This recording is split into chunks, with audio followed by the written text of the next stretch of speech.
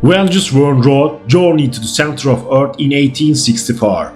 There were many conflicting theories about the nature of Earth's interior. Some geologists thought that it contained a highly compressed ball of incandescent gas.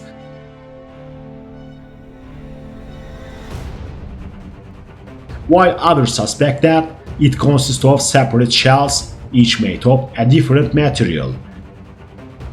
Today, well over a century later, there is still little direct evidence of what lies beneath our feet.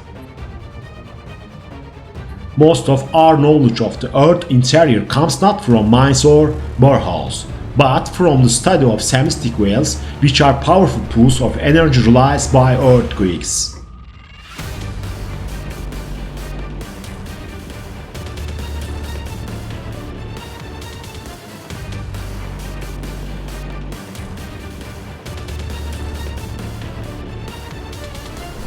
The way that seismic waves travel shows that the Earth's interior is far from uniform.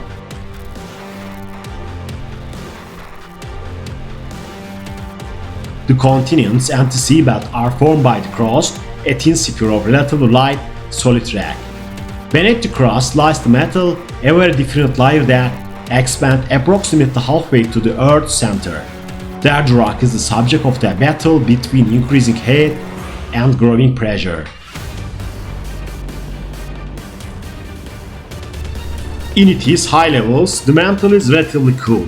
At greater depths, high temperatures make the rock behave more like a liquid than a solid. Deeper still, the pressure is much more intense, preventing the rock from melting in spite of a higher temperature. Beyond a depth of around 2,900 kilometers, a great change takes place and the metal gives way to the core.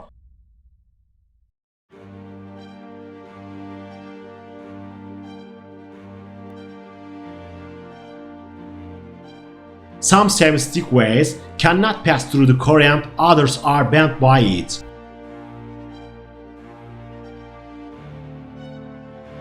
From this and the other evidence, geologists conclude that the outer core is probably liquid with a solid center. It is almost certainly made of iron mixed with the smaller amounts of other elements such as nickel. The conditions in the Earth's core make it a far more alien world than space. Its solid iron heart is subjected to unimaginable pressure and has a temperature of about 6,000 degrees Celsius. Although scientists can speculate about its nature, it seems that neither humans or nations will ever be able to visit it.